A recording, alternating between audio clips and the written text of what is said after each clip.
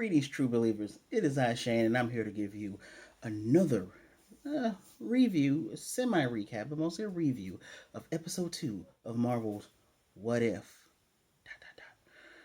As you know, if you guys are regular viewers of my channel, you notice that I put up a review of the Star Show Heels, and I pretty much like that format. I'm gonna try something different. Instead of giving you play, I'm just gonna do some highlights. I'm not saying I will never go back to doing the play. I think once I find some editing that works the way I want it to, I might do play by plays. Some of my favorite channels do play by plays, but they also have images, and I want to keep you guys entertained. My channel and all the things I do or will do are mostly about informing, giving you different perspective, and most of all, I like having a good discussion. So, before we get into the second episode, which made me realize something, and I need to write that down right here. I got notes. I got notes on here. The first thing I need you to note is to give me a like, comment, and subscribe. I mean, seriously, come on, guys, please. Helps out the channel, helps me out. We're trying to take this channel straight to the moon. If you know. But let's just move on, true believers. So this episode of What If is what if T'Challa became a Star Lord. I know what you're saying. Isn't Star Lord the title of Peter Quill? Isn't that like his name? Well, apparently, a Star Lord is just a title. Um, Jeffrey Wright plays the Watcher, which Jeffrey Wright, amazing actor. He's in Westworld. Um, the HBO show Westworld, which I don't think they changed the name of that series going forward because they're not just in Westworld anymore. Spoilers if you haven't watched this probably 5 year old show by now. But Jeffrey Wright, he's also supposed to be playing Commissioner Gordon in The Batman. So great person to play the Watcher. I was actually semi right, semi wrong. It was Jeremy Renner and Samuel Jackson voicing Nick Fury and Hawkeye, Clint Barton, at the end of the last episode. They just didn't have Chris Evans back. And in this episode, we do see Drax, but he's played by Fred Tascator. I believe that's how you say the last name. This guy, he's been in the voice acting gig for a long time. He also plays um, Corvus Glaive, part of the Black Order. In this episode, he's done the voice of the Hulk for many years, and everything that you've seen Disney. I'm talking about Earth's Mightiest Heroes, Agents of Smash, the new stuff that they have right now that emulates the movies. He's also been the voice of Solomon Grundy in DC. He's done in Injustice games as well as the show. I believe it's The Batman. Dude's been around for a while. Um, so good replacement. And there's been a big to do about how come Dave Bautista didn't play Drax. Drax is only shown for like 15 to 20 seconds. Sorry, guys. Excuse me.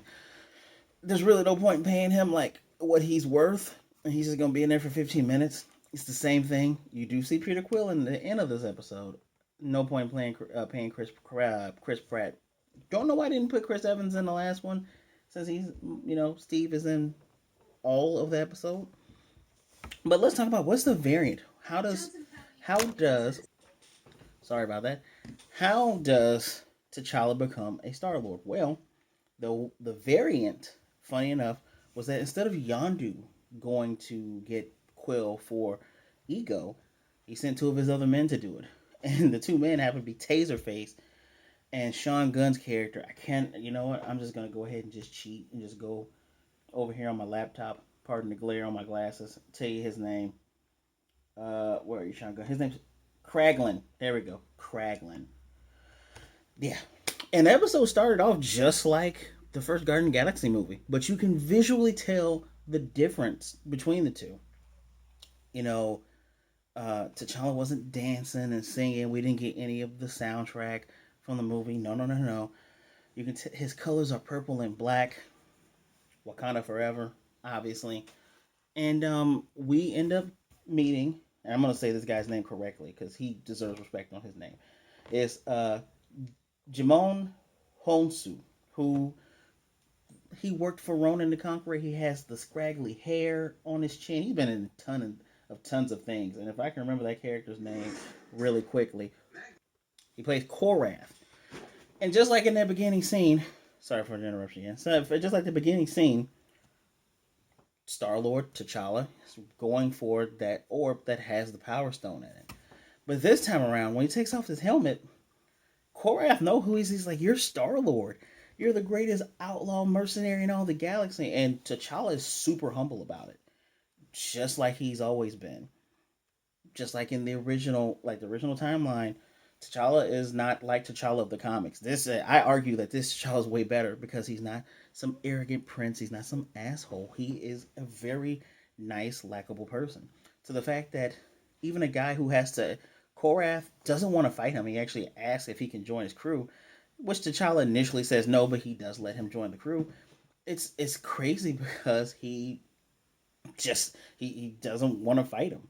He finds it an honor to even be beaten up by him, to point a gun at him. The fact that he got one hit on T'Challa, and he's just honored by all of this, which instantly gives you the different. It just gives you a completely different feel.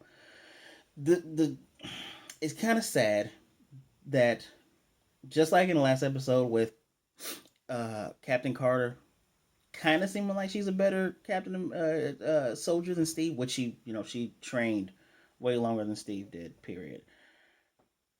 T'Challa's way better as Star Lord than Peter Quill is. Peter Quill is a selfish, arrogant douchebag who, yeah, gallivants and sleeps with women. He's the typical D&D bard. He bones everything. He fumbles everything. He's super selfish.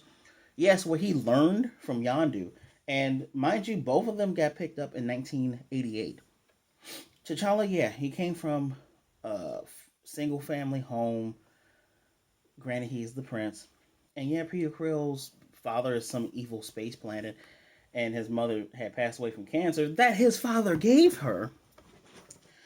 Um, it's crazy that the personality shine through. And actually, the first thing we hear that Watcher says is, in a multiverse, is your destiny determined by your nature or the nature of your world? Without a doubt, the nature of who T'Challa is changes this entire galaxy. Not just just all of this is completely different. The highlights. Let's get you to the highlights. You want to know one of the best highlights is, besides Taserface not being evil, besides Korath not being evil, Thanos is part of the Ravengers. T'Challa beat Thanos to the point of Thanos becoming good. That is incredible. Thanos is now good. And how did he beat Thanos? By having a conversation with him. By telling him, hey, the thing you want to do, I understand where you're coming from, but there's a better way of doing that. To the point where everyone makes fun of him, and Korath calls him Captain Genocide, which, yeah, everyone reminds him over and over again. By the way, buddy, that's genocide. The fact that T'Challa stopped Thanos from even going to collect the Infinity Stones and getting him part of his team means that Nebula wasn't overly tortured again and again and again. Matter of fact, she's spotting a nice, lovely, long blonde hairdo, which covers the one part of her eye that was the only thing Thanos ever did to her, apparently. And I don't know what Gamora is. Gamora's nowhere to be seen, so maybe she's off living her life. But Drax, when we meet Drax, Drax knows who Star-Lord T'Challa is, and he's thankful because T'Challa saved his home world from the Kree invasion. As a matter of fact, he saved his daughter and his wife. Drax is a working man. He is not the destroyer. Just the simple act of taking T'Challa, and unfortunately, well, Yondu lied to T'Challa, that we find out later on. He said that, his planet, not his planet, but his home, Wakanda, had been destroyed by war. And that's the reason why T'Challa never came back. And actually, T'Challa's father, T'Chaka, the one thing he had said to him is that he had been all over the world.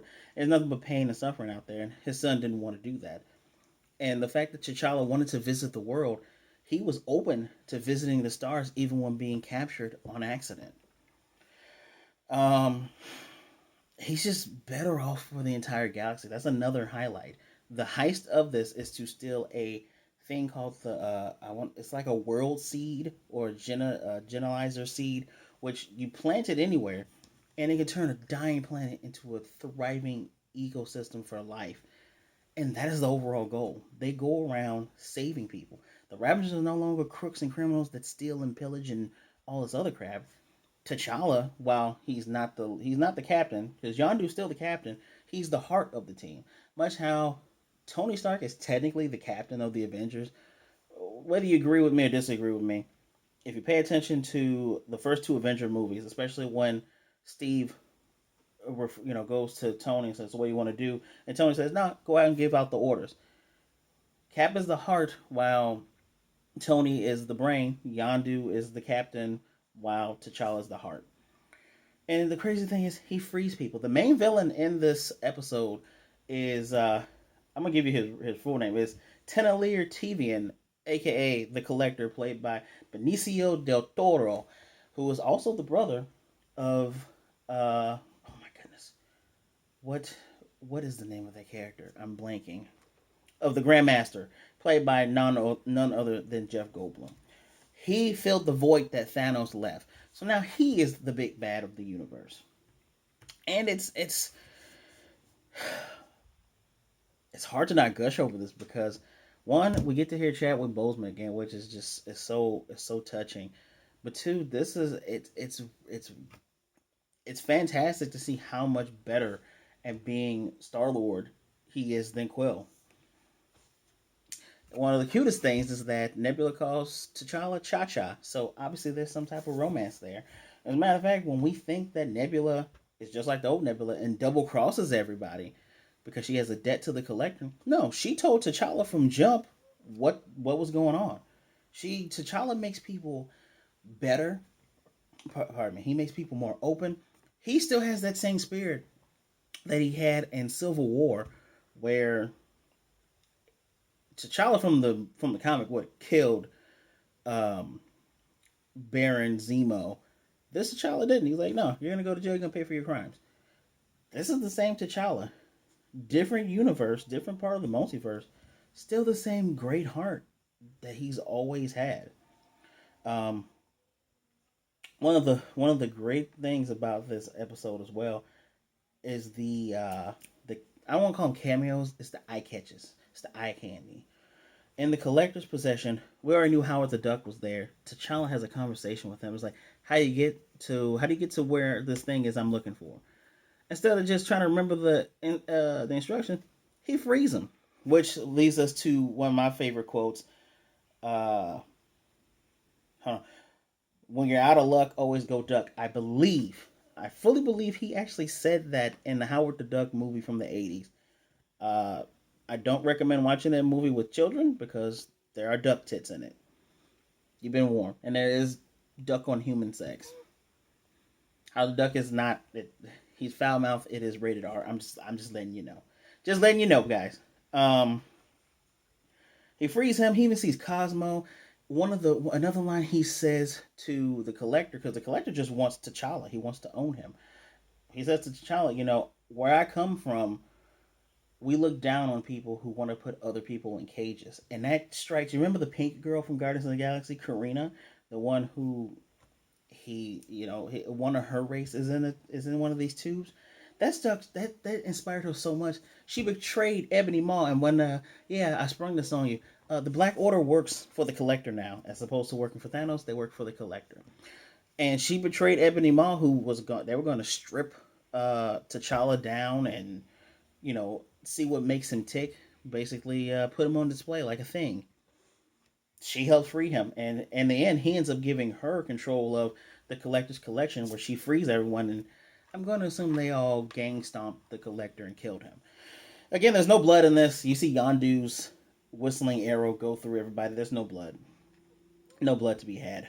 But the eye catches in the Collector's possession when he has a one-on-one fight with T'Challa, which then turns into a two-on-one fight with Yondu and T'Challa versus the Collector, because Ravages never fly solo. Another great quotes in this episode. Uh, Cap's shield is there. And not just Cap's shield, Loki's horns and daggers, the dagger of the king of the dark elves.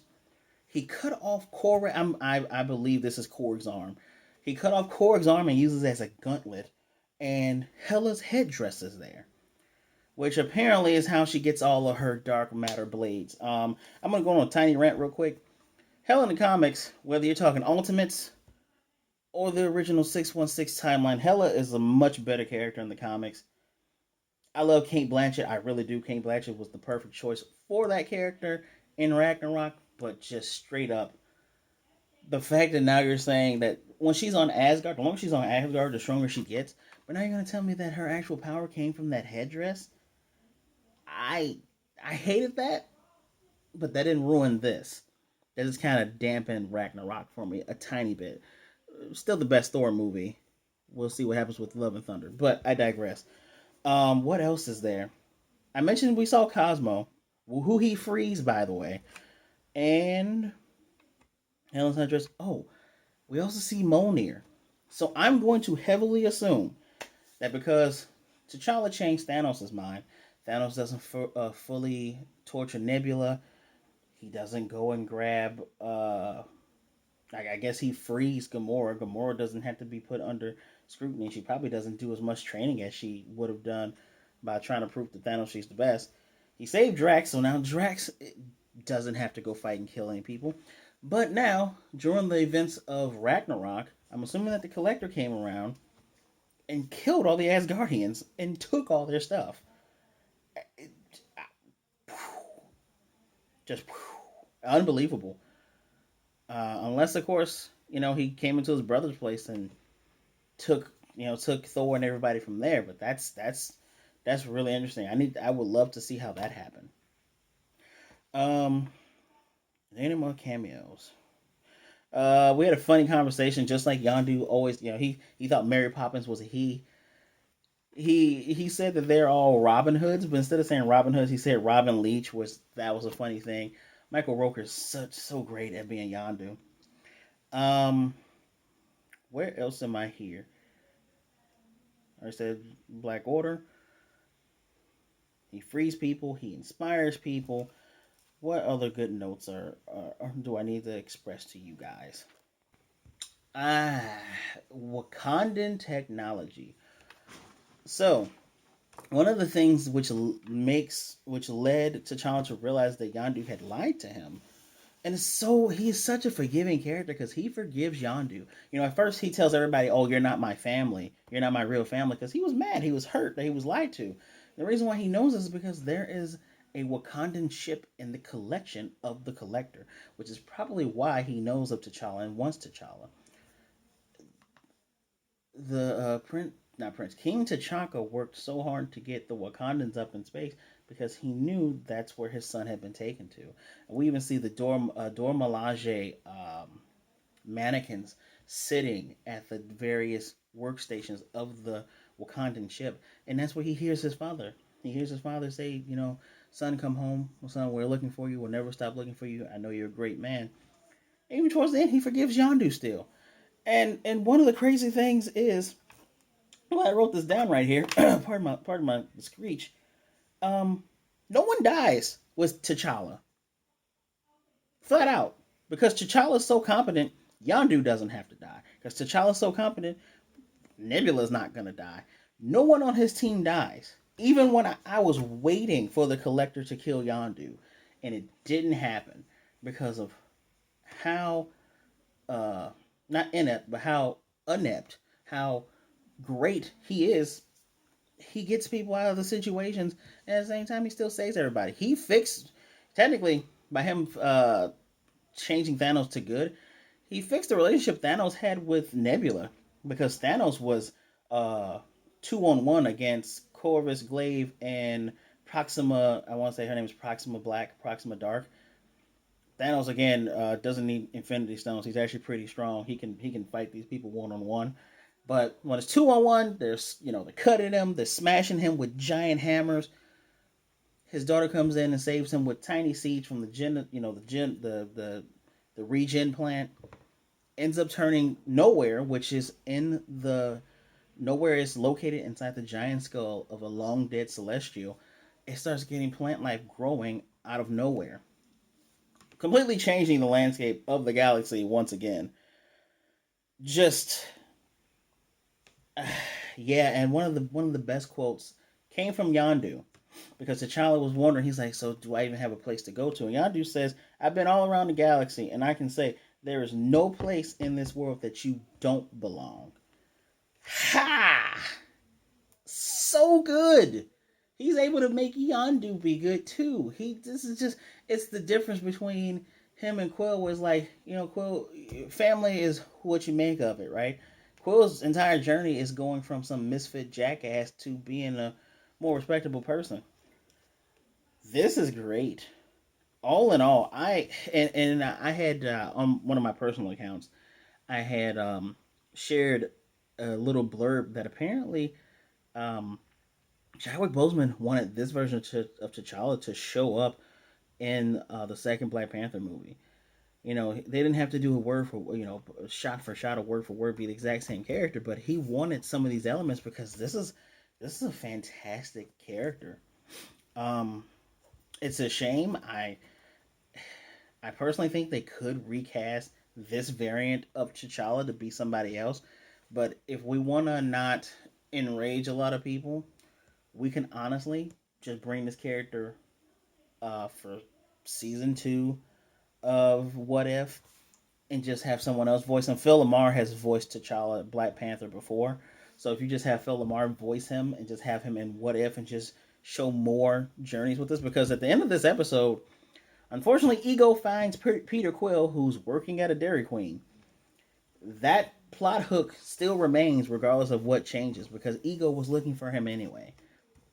So now the end of the galaxy might be near, or it might be time for the Ravengers, led by Star Lord T'Challa, to save the galaxy once again. Um, yeah, I'm kind of happy I covered everything in my notes, but this was fantastic, and it has led me to say this, and that's the thing I wrote in the very beginning. T'Challa, and I don't know if it's because of Chadwick Boseman or because of how well this character's been written, not just by Ryan Coogler, but by pardon me, I can't believe I forgot the director's name of this entire thing. Brian Andrews, producer. I don't know if it's because of those two or if it's because of Chadwick Boseman. T'Challa is quite literally the best character in the MCU. No hyperbole, because this is what you look for in a hero. A person who, he knows he has flaws. He has inner turmoil and inner strife. And at the same time, he does get angry at people, and he does say things that are mean from time to time. He told the Ravengers, especially Korag. He's so starstruck over Star Lord, but he was so hurt that he says, "You're not my friends, or you're not my family." The fact that he can rally people who in the original universe are evil and vile. Thanos kills trillions of people. He stops any of that from ever happening. And the fact that he can instill and inspire such hope and faith throughout the entire galaxy. He made Karina, who was a very subservient character, gain a backbone and turn against the Collector and the Black Order. I don't know about you guys. He might not be your favorite, but this episode cannot deny that he is the best, the absolute best character in the MCU. I think that is all of my notes, because yeah, and I enjoy this form of video a little bit more, because if there's anything I miss, please let me know. Excuse me, in the comments down below. If Why don't you guys let me know? Are you enjoying What If so far? I always say, and I said it last time, the fact that there is one concrete universe and we know how these stories already have been shown. Doing something like this is amazing, because now you can just go off and do so many different things.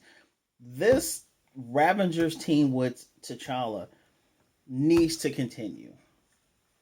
And that might sound sacrilegious, but it needs to continue. If you don't want to put it on the big screen, fine, but it needs to happen. I surely hope that if blonde hair Nebula or if good Thanos don't show up in Multiverse of Madness, I hope they have a Star Lord T'Challa that's wearing a purple helmet, and you just put voice clips here and there. I hope something like that happens because, mwah, what a great character, what a great episode. I know episode 3 is going to be Spider-Man Zombie Hunter, so crossing my fingers that this episode here does not ruin that episode, because man. But again, thank you for joining me and listening to me gush about this episode. Please let me know in the comment section down below what did you think of it. What other things do you want to see in What If? I may have been spoiled to the titles to the rest of these things, but I quickly made sure I forgot them because I'm not gonna spoil any of this for you guys. I already told you what the next one is, but that one's been teased for so long, it's not a surprise. Again, like, subscribe to the channel, hit the notification bell to get notified of more videos like this. Do these every Wednesday for as long as I can, as long as this show is coming out. Remember to share the video so others can hear the opinions we got. It's good to share your opinions. We always need to be respectful, right? Just be respectful and don't take it personally. As always, guys, be good, be blessed. Make sure you wash your hands and you wear your mask. You all be safe out there. Be good to yourself and be good to others. And I will definitely see you next time. Wakanda forever.